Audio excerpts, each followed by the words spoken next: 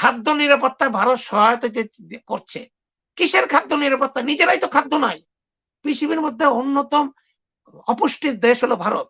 যেখানে অর্ধেকের বেশি লোক খালি পেটে ঘুমায়।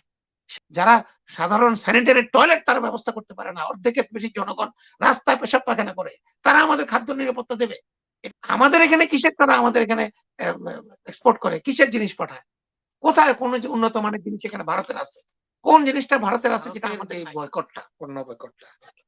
পণ্য বয়কটটা কেন আমরা আসলাম? কেন পণ্য বয়কটটা আসলাম? এই পণ্য বয়কটের উত্তর আসলো কেন? আর পণ্য বয়কট করলে কি হয়? পণ্য বয়কট করলে কি হয় এটা আমরা গত ৬ মাসে আমরা যারা ওয়েস্টার্ন ওয়ার্ল্ড এ থাকি তারা কিন্তু হাড়ে, হাড়ে আমরা টের পেলাম এবং দেখলাম। এই যে কেনটাকি ফ্রাইড চিকেন এবং ম্যাকডোনাল্ডস এবং এই স্টারবাকস তারা ত্রাহি, ত্রাহি অবস্থা আমাদের কানাডাতে শত, শত স্টারবাকস বন্ধ হয়ে গেছে। আমরা সেখানে খুব যেতাম, আমরা এখন সেখানে যাই না। কারণ তারা ইসরায়েলকে সাপোর্ট করে। গাজাতে তারা ৩৪,০০০ ৩৫,০০০ মানুষের হত্যার জন্য তাদের সাথে সংশ্লিষ্ট। এজন্য মানুষের বয়কট, মানুষের শক্তি যে কি অপরিমেয় শক্তি এটা আপনি কল্পনাও করতে পারবেন না। আজকে ভারত বয়কট, ভারতের পণ্য বয়কট আমরা কেন বলছি? আমরা কেন সমর্থন করছি? ভারতের মোদী সরকারের যে নীতি, যেভাবে বাংলাদেশের হাসিনা সরকারকে তারা টিকিয়ে রেখেছে এবং তাদের সুবিধাগুলি তারা নিচ্ছে, সেই কারণেই কিন্তু আমরা এটা বলেছি। এবং এটা যদি কোনো কিছু না হতো তাহলে কিন্তু ১ম এ আওয়ামী লীগের লোকজন, প্রধানমন্ত্রী শেখ হাসিনা যেটা মানে আমরা বলি অনির্বাচিত প্রধানমন্ত্রী, উনি তারপর আওয়ামী লীগের নেতা কর্মীরা তারা কিন্তু সব জায়গাতে বলেছে। কেউ, কেউ আপনার মতো বলেছে, তারা অন্যভাবে বলার চেষ্টা করেছে, ভারতের পণ্য বয়কট করা কি সম্ভব নাকি? এটা কি ভায়াবল নাকি? আমি তাদের কে বলতে চাই তারা এটা কেন বলছে? কারণ তারা জানে যে এটা সম্ভব। বিশেষ করে বাংলাদেশের মানুষ যারা মুক্তিযুদ্ধ করে দেশ স্বাধীন করেছে তারা পারবে। অবশ্যই, অবশ্যই পারবে। যেখানে ভারত বাংলাদেশে $16 বিলিয়ন এক্সপোর্ট করে। আর বাংলাদেশ ভারতে এক্সপোর্ট করে $1 বিলিয়ন একটু বেশি। তার মানে এখানে কোন প্যারিটি নাই। ভারতে বাংলাদেশ থেকে $4 বিলিয়ন এর বেশি রেমিটেন্স যায়। এই যে ৮ লক্ষ লোক, শোনা যায় ৮ লক্ষ, শোনা যায় ৭ লক্ষ, শোনা যায় ৫ লক্ষ, ১০ লক্ষ জানি না। তারা যে আমাদের এখানে বিনা ওয়ার্ক পারমিটে কাজ করে এবং টাকাগুলো পাঠায়, এই টাকাগুলো কিন্তু ভারতে যায়। অথচ আমাদের দেশের লোকজন ছেলেরা এই চাকরিগুলি পায় না। এগুলো উচ্চ বেতনের চাকরি। গার্মেন্টস এর কোয়ালিটি সেক্টর এবং প্রোডাকশন সেক্টরে তারা সুপারভাইজার ম্যানেজমেন্টে আছে। তাদেরকে যদি এখানে যদি তাদের টাকাটা যদি এখানে বন্ধ করে দেওয়া হয়, তাদেরকে যদি ফেরত পাঠানো হয়, এটা ভারতের অর্থনীতিতে প্রভাব ফেলবে না? অবশ্যই ফেলবে। ভারত নিজেই তো $100 বিলিয়ন এর বেশি ইম্পোর্ট করে চায়না থেকে। ওরা তো নিজেরাই স্বয়ংসম্পূর্ণ না। আমাদের এখানে কিসের তারা আমাদের এখানে এ এ এক্সপোর্ট করে? কিসের জিনিস পাঠায়? কোথায় কোন যে উন্নত মানের জিনিস এখানে ভারতের আছে? কোন জিনিসটা ভারতের আছে যেটা আমাদের নাই? টুথপেস্ট, টুথব্রাশ এই সেই ডাল, মুড়ি, চিপস সবই তো বাংলাদেশে হয়। মেইন হলো যে আমাদের মাইন্ডসেট। আমরা এই জিনিসগুলো কিনবো না। এটা তো আমরা বললামই আপনাকে। এই ৬ মাসের মধ্যে আমরা উদাহরণ দেখলাম, প্রমাণ দেখলাম। নিজের চোখে দেখলাম। ম্যাকডোনাল্ডস মাপ চেয়ে সাংবাদিক সম্মেলন করে বলেছে, "আমাদের $২৪ বিলিয়ন লস হয়েছে। আমরা আর ইসরায়েলকে টাকা দেব না। আমাদেরকে আপনারা বর্জন করেন না।" স্টারবাকও করেছে। কেনটাকি ফ্রাইড চিকেন ১০০ র বেশি স্টোর বন্ধ করে দিয়েছে গত ৩ মাসে। কারণ ক্রেতা নাই। এটা শুধু যে কানাডাতে, আমেরিকাতে মুসলিমের সংখ্যা অত্যন্ত নগণ্য ৪%। তাহলে কারা বয়কট করছে? মুসলিমরা বয়কট করলে তো ক্ষতি হওয়ার কথা না। কানাডা, আমেরিকার যারা অধিবাসী আছে, সচেতন নাগরিক আছে, অন্য ধর্মের খ্রিস্টান, তারাও ইসরায়েলের আগ্রাসী ভূমিকার প্রতিবাদ করছে, জিনিসপত্র না কিনে, বয়কট করে। এটা খুব একটা ইজি একটা জিনিস, কিন্তু কঠিন একটা জিনিস। আমি গতকাল একটা নিবন্ধ দেখলাম, আপনি জানেন ভালো করে ORF যেটা আছে, ভারতের একটা অন্যতম think tank, observer research foundation. এটা কিন্তু ভারতের মোদী সরকারের সংশ্লিষ্ট ঘনিষ্ঠ একটা রিসার্চ ফাউন্ডেশন। সেটার প্রধান হলো আমাদের যে ভারতের পররাষ্ট্রমন্ত্রী জয়শঙ্করের ছেলে। উনি এটার হলো প্রধান। তাহলে এরা তো অবশ্যই ভারতের সরকারের মদতপুষ্ট।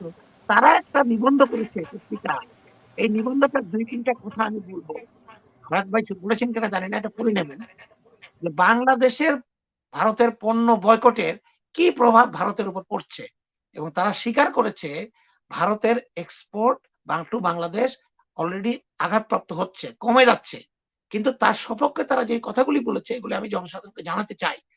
তারা বলছে বাংলাদেশের জনগণ ভুল করছে, ভারত বাংলাদেশের অকৃত্রিম বন্ধু, ভারত বাংলাদেশের সবকিছুতে হেল্প করতে চায়, খাদ্য নিরাপত্তা ভারত সহায়তা করছে। কিসের খাদ্য নিরাপত্তা? নিজেরাই তো খাদ্য নাই। পৃথিবীর মধ্যে অন্যতম অপুষ্টির দেশ হলো ভারত, যেখানে অর্ধেকের বেশি লোক খালি পেটে ঘুমায়, শিশুরা পুষ্টি পায় না, শিশু মৃত্যুর হার সবচেয়ে বেশি, দুনিয়ার মধ্যে অন্যতম প্রধান, বাংলাদেশের থেকেও বেশি। সেই দেশ আমাদের খাদ্য নিরাপত্তা দেবে, যারা সাধারণ স্যানিটারি টয়লেট তারা ব্যবস্থা করতে পারে না, অর্ধেকের বেশি জনগণ রাস্তায় পেশাব পায়খানা করে, তারা আমাদের খাদ্য নিরাপত্তা দেবে? এটা কি বিশ্বাসযোগ্য? এই হলো ১ নাম্বার। আর আমাদেরকে খাদ্য নিরাপত্তা দেয়, সাহায্য দেয়, কিসের সাহায্য দেয়? আমরা কি ভারত থেকে ফ্রি পাই? ফরহাদ ভাই আপনি বলে যাবেন, অবশ্য আপনি চলে যাবেন বলছেন। আমরা তো পয়সা দিয়ে কিনে আনি। আমাদের টাকা দিলে তারা আমাদেরকে খাবারটা দেয়, বা টুথপেস্টটা দেয়, বা মারুতি গাড়িটা দেয়। মারুতি গাড়ি কেন বলবো? এর সাথে বাজারটার সাথে আমার পরিবার সংশ্লিষ্ট। আমার পরিবার সংশ্লিষ্ট। বাংলাদেশে মারুতি, বাজাজ আনার থেকে আমি তাদের বিরোধিতা করে মারুতি বয়কট করেন, বাজাজ বয়কট করেন, হিন্দুস্তানের যেকোনো জিনিস, হিন্দুস্তান ট্রাক, হিন্দুস্তান মোটরস, এটা টাটা বয়কট করেন। আস্তে বয়কট করেন। আপনি দেখবেন ভারতের এই আগ্রাসী নীতি বন্ধ হবে। আমরা বলছি না ভারতের জনগণ আমাদের শত্রু। কিন্তু আস্তে মোদী সরকার যেভাবে ভারতের জনগণকে হিন্দুত্ববাদের দিকে নিয়ে যাচ্ছে, এবং এবার বিভিন্ন নির্বাচনী প্রচারণায় মোদী যেভাবে মুসলমানদেরকে অবজ্ঞা, অবহেলা এবং ছোট করে কথা বলেছে, তাকে বিশ্বের বিভিন্ন জায়গাতে নিউ ইয়র্ক টাইমস পর্যন্ত বলেছে মোদী ডিক্টেটরে পরিণত হয়েছে এবং তার কাছে সংখ্যালঘুরা নিরাপদ না। নিউ ইয়র্ক টাইমসের প্রতিবেদন। এই কারণে আমরা বলছি যে আমরা এই প্রতিবাদটা করব, আমরা কিনবো না। চিহ্নিত করে আমরা এই গার্মেন্টসে যারা কাজ করে ভারতীয়, তাদেরকে আমরা এখান থেকে চিহ্নিত করে দেশ থেকে বের করে দেওয়ার ব্যবস্থা করব।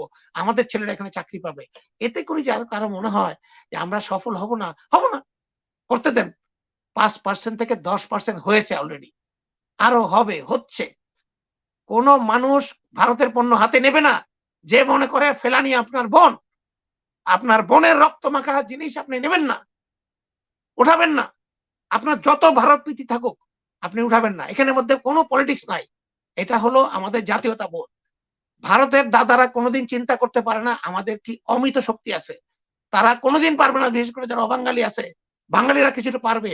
তারা স্বাধীনতার যুদ্ধ দেখেছে। তারা বাঙালিরা সবসময় স্বাধীনতার যুদ্ধ করেছে এখানে।